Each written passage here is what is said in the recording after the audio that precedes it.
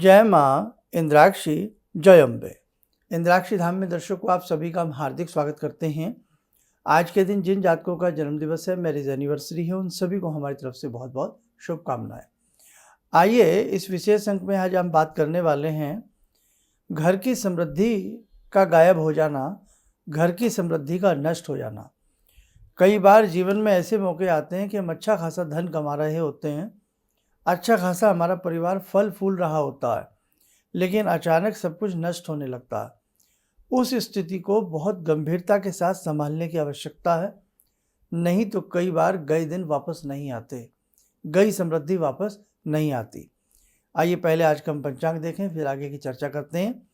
10 अप्रैल सन 2025 दिन बृहस्पतिवार, संवत 2082, चैत्र मास, शुक्ल पक्ष, तिथि त्रयोदशी, नक्षत्र पूर्वा फाल्गुनी, राहु काल 1:30 से 3, दिशा सूल दक्षिण दिशा। अब सबसे पहले सवाल ये उठता है कि अचानक समृद्धि क्यों चली जाती है। हंसता खेलते परिवार में अचानक धन को लेकर के बहुत सारी व्याधियां या बहुत सारे व्यवधान क्यों उत्पन्न हो जाते हैं। कई बार व्याधियां ऐसी आती हैं, ऐसे रोग आ जाते हैं कि आपकी दवाई में, आपके इलाज में बड़ा धन नष्ट हो जाता है। कई बार कोर्ट कचहरी और बहुत सारी चीज़ें या कोई ऐसा कुछ हो जाता है जिसमें आपका पैसा नष्ट हो जाता है। समृद्धि मानो घर की लुट जाती है, रुक जाती है। तो ऐसी स्थिति में कई बार आपके ग्रहों की चाल कुटिल हो सकती है। उसके लिए आप किसी मर्मज्ञ को अपना हाथ दिखाएं। जी हाँ, क्यों? हाथ की रेखाएं भगवान बनाते हैं, हाथ की रेखाएं ईश्वर प्रदत्त हैं, और जो भी कुछ भगवान ने संसार में बनाया है उसमें कोई कमी नहीं निकाल सकता। इसलिए हाथ की रेखाओं को दिखाया जाए, उससे अनुभव लग जाएगा कि आपके मंगल कैसे हैं, आपके बृहस्पति कैसे हैं, आपके चंद्रमा कैसे हैं। आपका हथेली में जो ब्लड दौड़ रहा है वो आपके संग उसकी एक लाइव युति बनी हुई है। तो उस स्थिति में आपके हाथ से बहुत कुछ पता लगता है। जैसे किसी व्यक्ति की हथेली के मंगल राहु के साथ विराजमान हो जाएं और राहु भी उसकी अशुभ स्थिति के हों, तो मानो ना मानो जमीन जायदाद नष्ट होगी, घर में ग्रह क्लेश उसका बहुत बढ़ेगा और नाना प्रकार की गंभीरताएं उसके घर में उत्पन्न हो जाएंगी।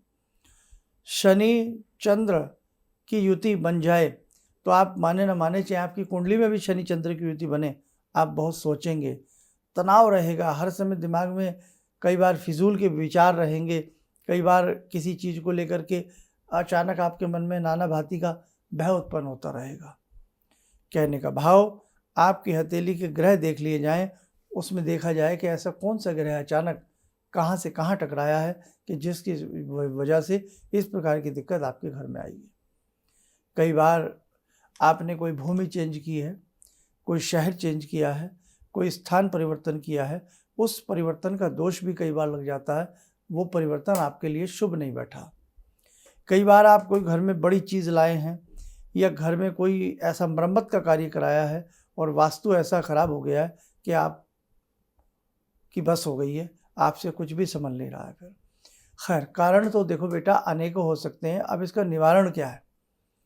निवारण के रूप में मैं आपसे यही कहूँगा कि आप किसी भी मंत्र की, जिस देवी देवता के प्रति आपकी पूर्ण रूपेण आस्था है, तो आप उस देवी देवता के प्रति किसी सद्गुरु से दीक्षा लें और दीक्षा लेने के उपरांत उस मंत्र में, उस देवता के स्वरूप में आप डूब जाएं। मंत्र शक्ति व्यक्ति के जीवन को चमत्कृत कर देती है। मंत्र शक्ति व्यक्ति के जीवन के समस्त अभावों को दूर कर देती है। मंत्र शक्ति आपके जीवन में चेतना का जागरण करती है। मंत्र शक्ति आपके जीवन में श्री समृद्धि उत्पन्न करती है।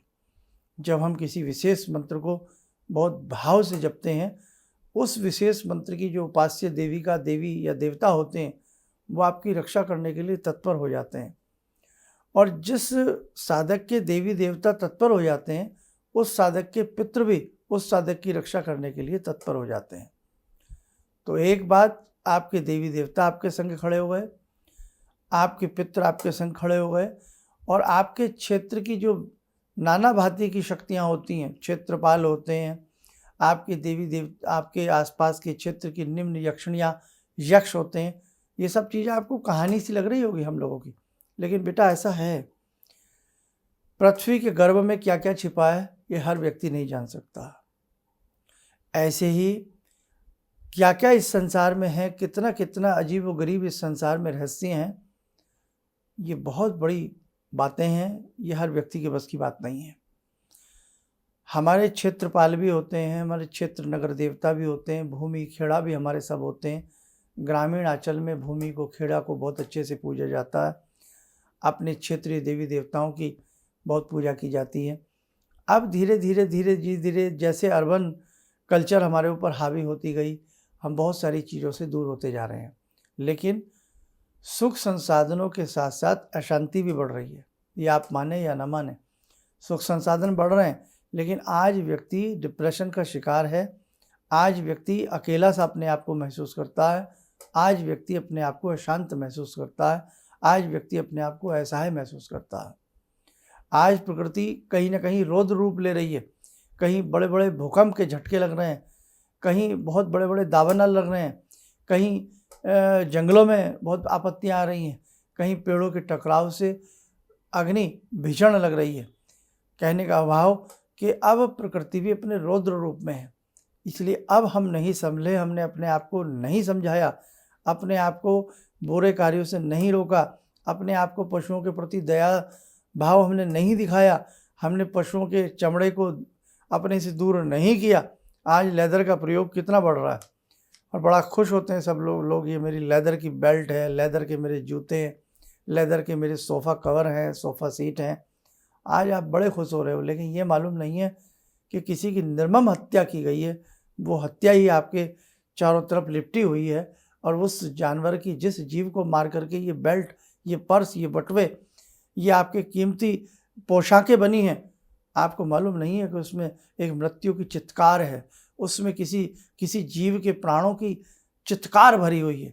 इसलिए देखो बेटे, अशांति से बचो, इस प्रकार की लेदर आदि चीज़ों का त्याग कीजिएगा।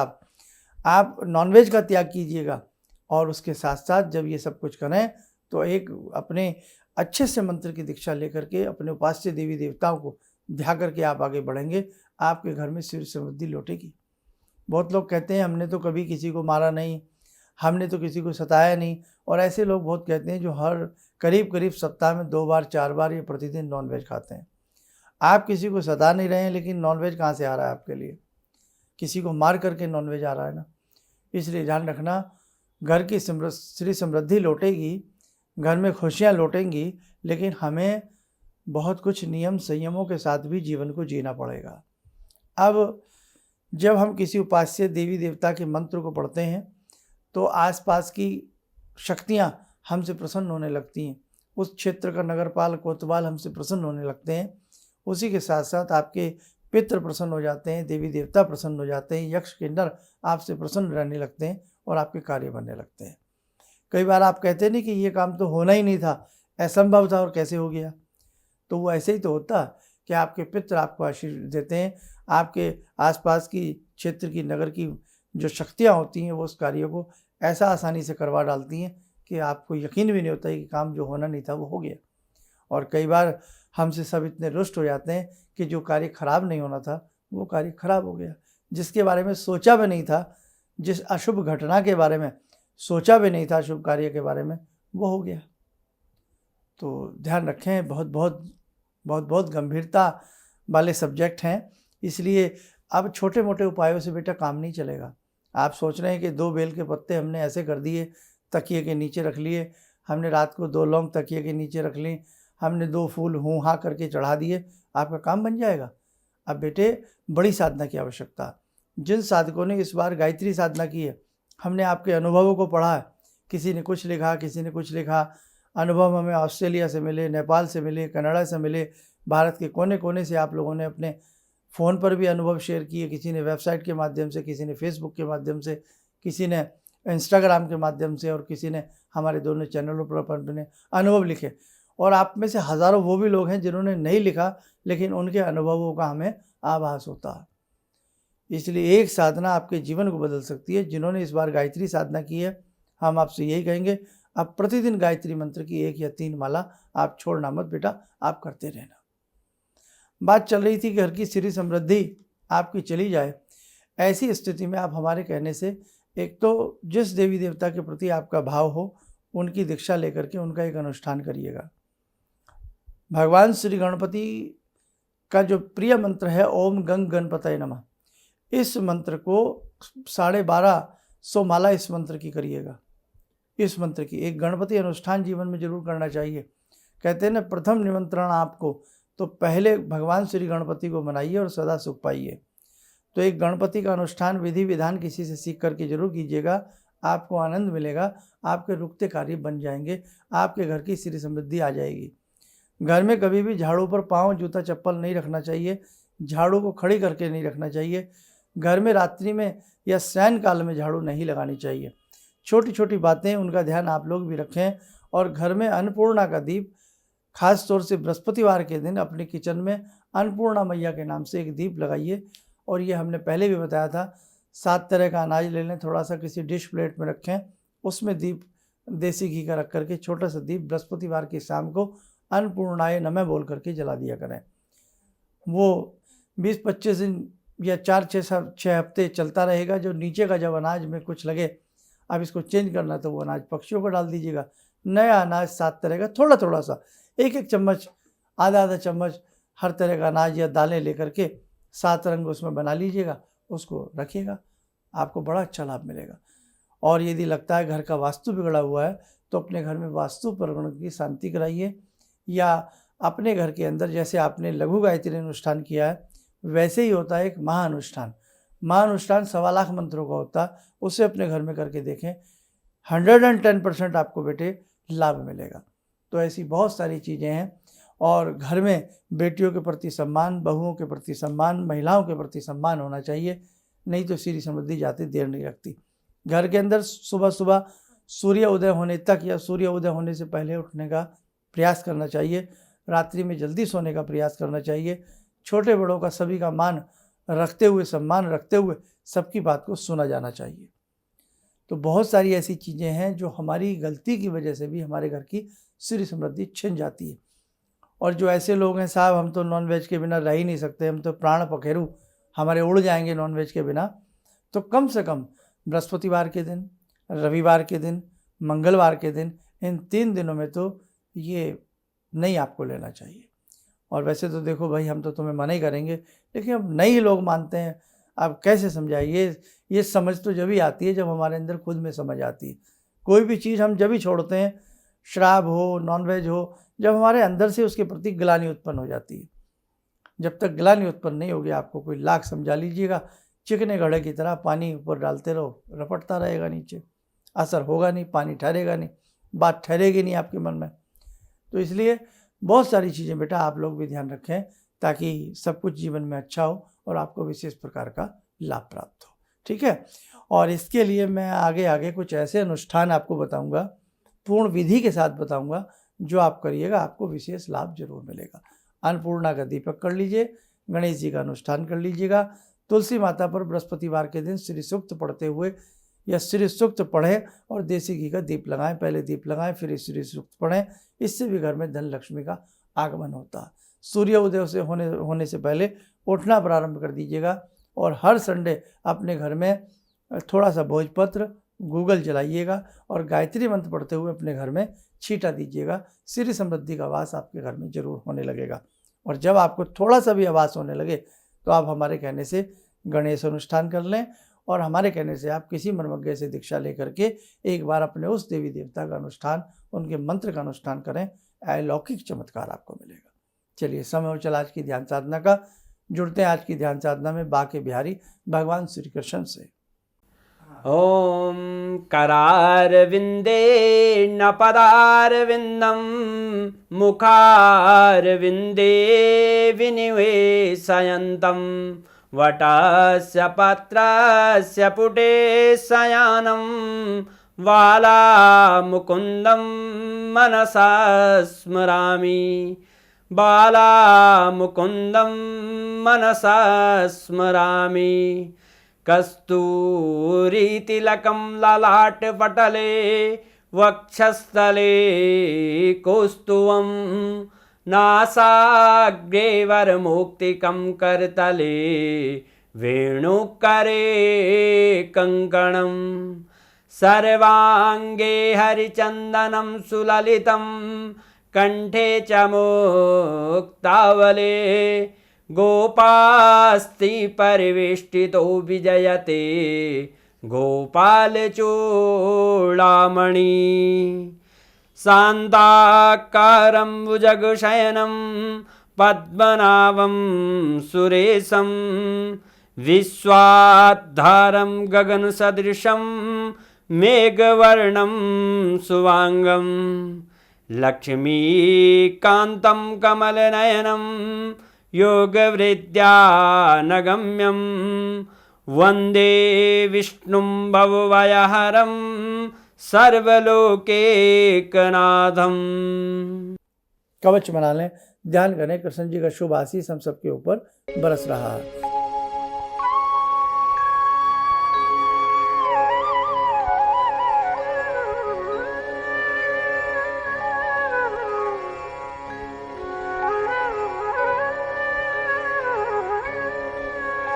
ओम बोलते हुए नेत्र खोलें, सामान्य हो जाएं। देखो साधुओं, आगामी अंकों में हम आपको बहुत कुछ समझाने और देने वाले हैं। बस यूं ही आप हमारे दोनों तीनों प्लेटफॉर्म पर बने रहिएगा। चलिएगा, आप सब लोग स्वस्थ रहें, सुखी रहें। इन्हीं शुभकामनाओं के साथ हम अपनी वाणी को विराम देते हैं। जय जय अम्बे। जिंदगी के इस प्रवाह में तमाम लोग डिप्रेशन के इस हालात से गुजर रहे हैं। सफलता असफलता अपनी जगह की बात है, लेकिन पता नहीं कितने सारे लोगों को इन्होंने डिप्रेशन से उबारा है, नया मोटिवेशन दिया है काम का। इनका जो एक अनुभव था कि एक मेरी बातें इनसे लगातार कभी कभार हो जाया करती हैं। एक दिन मेरी बात हो रही थी, अचानक इन्होंने प्रश्न किया कि क्या आपके यहाँ कौवे आ रहे हैं। मैं बहुत तेज चौंका। करीब 4-5 दिनों से कौवों का झुंड मेरे घर पे मंड रहा था। तो मैं यही सोचने परेशान था, ये शुभ है अशुभ है, क्या चीज़ है। तो मैंने प्रश्न किया कि क्या मैंने आपको बताया कि मेरे घर में कौवे आ रहे हैं। कहने नहीं, मुझको दिखाई पड़ रहा है। तो कुछ तो अलौकिक है इनमें। दूसरा क्या, जो इनका उद्देश्य है, जब महाकुंभ में आए थे, मेरी इनसे वार्ता हुई, तो मैंने इनका उद्देश्य जानना चाहा कि किस उद्देश्य के लिए आप काम कर रहे हैं। तो जो उद्देश्य उन्होंने मुझको बताया, मैं मन से इनके उद्देश्य के साथ जुड़ गया। इनके साथ तो जुड़ा था ही, अब इनके उद्देश्य के साथ भी हूँ मैं। किसी भी समस्या के समाधान के लिए मिले प्रसिद्ध हस्तरेखा एवं वास्तु विशेषज्ञ प्रोफेसर धर्मेंद्र शर्मा जी से। नोट: शिविर में भाग लेने हेतु एवं व्यक्तिगत रूप से मिलने के लिए कॉल करने का समय सुबह 10 बजे से शाम 6 बजे तक। हमारे विभिन्न ज्ञानवर्धक कार्यक्रम देखने के लिए आप हमें अभी सब्सक्राइब करें, बेल आइकन को प्रेस करें ताकि आप देख सकें हमारा कार्यक्रम सबसे पहले। और अधिक जानकारी के लिए फेसबुक पेज को लाइक करना न भूलें।